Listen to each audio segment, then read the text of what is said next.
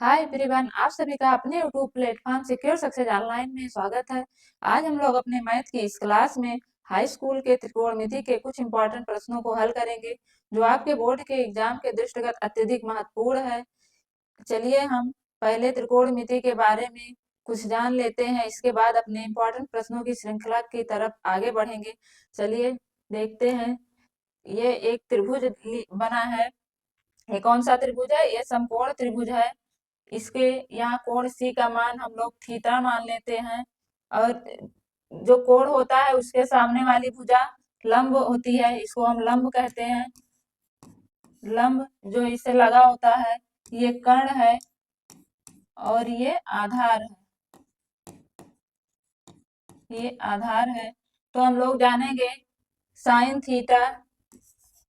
Sine theta किसे कहते हैं? साइन थीटा होता है लंब बटे कर्ण होगा। तो लंब क्या होती है? कोण के सामने वाली भुजा लंब, लंब अपान कर्ण। कास थीटा होता है, कास थीटा होता है आधार अपान कर्ण होता है, आधार अपान कर्ण। और tan थीटा हम लोग का होता है tan थीटा इक्वल टू लंब बटे आधार, लंब बटे आधार। tan थीटा को हम लोग साइन अपान कास भी लिख सकते हैं। tan थीटा को sine theta upon cos theta भी लिखते हैं। चलिए हम इससे संबंधित कुछ और चीजें सीखते हैं। 1 अपान साइन होता है, 1 upon sine theta equal to होता है cosec theta. 1 upon cos theta equal to होता है sec theta. 1 upon tan theta equal to होता है कॉट थीटा। और हम इसके कुछ इंपॉर्टेंट फार्मूले को भी देख लेते हैं, जो हम लोग के क्वेश्चन में महत्वपूर्ण होंगे लगाने के लिए। तो होता है sine square theta plus cos square theta equal to 1 होता है। 1 प्लस tan स्क्वायर थीटा, इसका मान होता है सेक स्क्वायर थीटा के बराबर। 1 प्लस काट स्क्वायर थीटा, इसका मान होता है कासेक स्क्वायर के बराबर। तो उम्मीद करती हूँ आप लोग के बेसिक बातें त्रिकोणमिति की समझ में आ गई होंगी। चलिए हम लोग अपना क्वेश्चन देखते हैं। हमारा पहला प्रश्न क्या है? यदि कास ए इक्वल टू 5/13 है तो tan a का मान होगा। हमको क्या दिया गया क्वेश्चन में? हमको क्वेश्चन में कास ए का मान दिया गया है और tan a का मान निकालना है। तो कास ए अभी आप लोग को बताए कि कास ए इक्वल टू कास का मान क्या होता है? आधार बटे कर्ण होता है, आधार बटे कर्ण। तो हम लोग यहाँ एक त्रिभुज बनाते हैं, समकोण त्रिभुज। इसको हम लोग मानते हैं बी, इसको सी, इसको ए मान लेते हैं। और ये जो कोण है ए है, तो कास ए, ये ए के सामने का कोण, इसको हम लोग ओ मान लेते हैं, क्योंकि कोण हमारा ए दिया गया है, इसको ओ मानते हैं। तो क्या दिया है? कास ए दिया गया, कास ए 5/13। तो कास क्या होता है? आधार। आधार क्या है? 5 दिया गया है। और कर्ण क्या है? 13, 13 दिया गया है। तो हमको क्या निकालना? सर्वप्रथम हम इसका लंब निकालेंगे। लंब निकालेंगे तभी हम tan a का मान निकाल पाएंगे, क्योंकि tan a बराबर होता है लंब अपान आधार। तो सर्वप्रथम हम इसका लंब निकालते हैं। लंब निकालेंगे, लंब स्क्वायर इक्वल टू होता है कर्ण स्क्वायर माइनस आधार स्क्वायर, आधार स्क्वायर। ये जो फार्मूला है, ये फार्मूला पाइथागोरस के अनुसार दिया गया। ये फार्मूला पाइथागोरस ने दिया था। अब हम इसी में अपना मान रखेंगे। हमको लंब निकालना है, तो लंब स्क्वायर इक्वल टू कर्ण का मान क्या दिया है 13 दिया है, तो 13 का स्क्वायर माइनस आधार का मान 5 दिया है तो 5 स्क्वायर। अब हम हल करेंगे, 13 का स्क्वायर होता है 169, 5 का स्क्वायर होता है 25, इसको हम लोग माइनस करेंगे तो क्या आएगा 144। लंब स्क्वायर क्या निकल के आया, लंब स्क्वायर निकल के आया 144, तो लंब क्या होगा, लंब इक्वल टू क्या होगा 12। लंब का मान हमारा निकल के क्या आया, लंब का मान 12 निकल आया। तो अब हम tan a का मान निकाल लेंगे, तो tan a इक्वल टू क्या होगा, लंब बटे आधार, लंब बटे आधार होता है।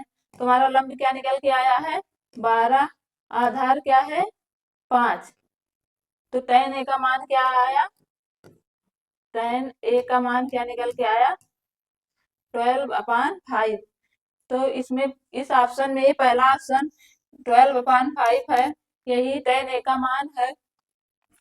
उम्मीद करती हूँ आप लोग के क्वेश्चन समझ में आ गया होगा। चलिए नेक्स्ट क्वेश्चन की तरफ चलते हैं। हमारा अगला क्वेश्चन है, यदि cos थीटा इक्वल टू 1 हो तो tan थीटा का मान होगा। इस क्वेश्चन में क्या है, इस क्वेश्चन में cos थीटा दिया गया है, हमको क्या निकालना है tan थीटा का मान निकालना है। तो इसके लिए पहले हम cos थीटा इक्वल टू 1, तो cos थीटा इक्वल टू 1 है, तो 1 किसका मान होता है cos 0 का मान होता है। cos थीटा इक्वल टू 1 है, तो cos इसको हम लोग cos 0 भी लिख सकते हैं, क्योंकि cos 0 का मान क्या होता है, cos 0 का मान होता है 1, cos 0 का मान 1 होता है, तो 1 को हम cos 0 भी लिख सकते हैं। तो यहाँ से हमको थीटा क्या मिला, थीटा इक्वल टू 0 अंश। जब थीटा हमको 0 अंश मिल गया तो हमको tan थीटा निकालना है। तो tan थीटा को हम, थीटा का क्या मान मिला है 0 अंश, tan 0 अंश लिख देंगे। और tan 0 का मान क्या होता है, tan 0 का मान होता है 0। तो ऑप्शन में tan थीटा का क्या मान निकल के आया 0। तो हमारा ये क्वेश्चन tan थीटा का मान होगा ये 0, ये बी वाला ऑप्शन tan थीटा का मान आया है। उम्मीद करती हूँ ये क्वेश्चन समझ में आया। इसमें क्या था, कहा गया था, इसमें cos थीटा हमको दिया गया था एक, tan थीटा निकालना था। तो cos 0 अंश का मान 1 होता है, तो हम लोग 1 की जगह cos 0 अंश का मान रख के सर्वप्रथम थीटा का मान निकाल लिए, और फिर tan थीटा पर मान रख के 0 अंश का हल किए, तो tan 0 का मान 0 होता है। चलिए अगला क्वेश्चन हमारा है, यदि tan theta equal to sin theta हो तो थीटा का मान। इसमें क्वेश्चन में कहा गया है कि हमको थीटा का मान निकालना है। क्वेश्चन में क्या दिया गया है, tan theta equal to sin theta, तो दिया गया तो हम लोग हल करते हैं। क्वेश्चन में क्या दिया गया है, tan theta equal to sin theta. tan theta को हम लोग क्या लिख सकते हैं, sin theta upon cos theta equal to sin theta. sin theta हल करेंगे तो ये इधर से डिवाइड हो जाएगा, तो क्या बचेगा 1/cos थीटा इक्वल टू 1। तो ये क्या मान होगा, cos थीटा का मान आया, cos थीटा इक्वल टू 1 आया, और cos थीटा इक्वल टू 1 क्या होता है, cos 0 का मान होता है, cos 0 का मान होता है 1। तो यहाँ से हमको क्या मिला, थीटा का मान पूछा गया था, थीटा का मान क्या निकल के आया 0 अंश। तो इसमें किस क्वेश्चन में हमको थीटा का मान ही पूछा गया था, जो क्या आया है 0 अंश। इसमें दिया था tan theta equal to sin theta, तो हम लोग हल किए। हम लोग ये भी जानते हैं tan थीटा क्या होता है sin theta upon cos theta. इसको हल करने पर हमको थीटा का मान मिला, थीटा का मान आया 0 अंश। ऑप्शन में ये डी वाला ऑप्शन 0 अंश है, तो यही थीटा का मान है।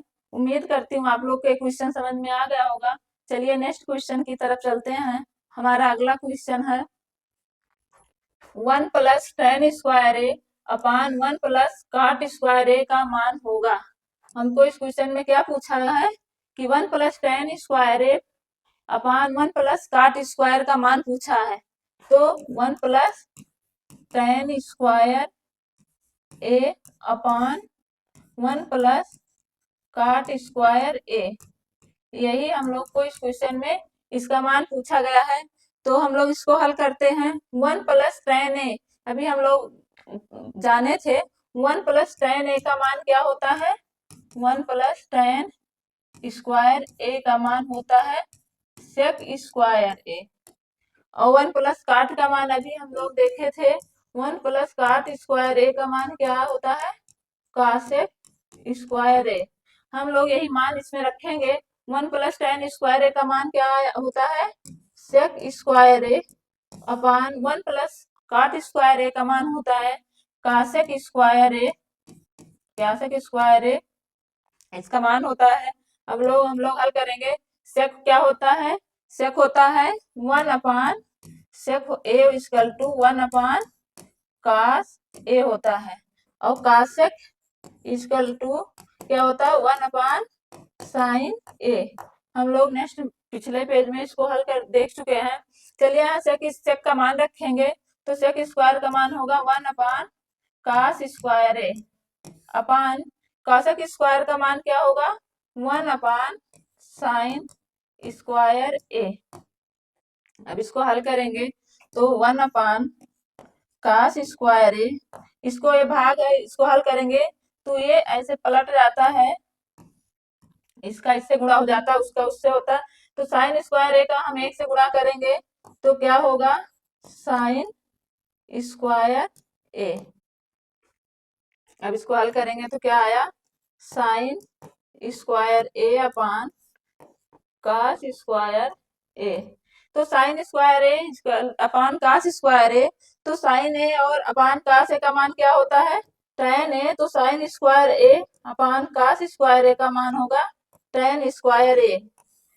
tan स्क्वायर ए हमको यही क्वेश्चन दिया गया था, 1 अपान tan स्क्वायर ए अपान 1 प्लस काट स्क्वायर ए को का मान पूछा गया था। तो इसका मान क्या निकल के आया, इसका मान निकल के आया tan स्क्वायर ए।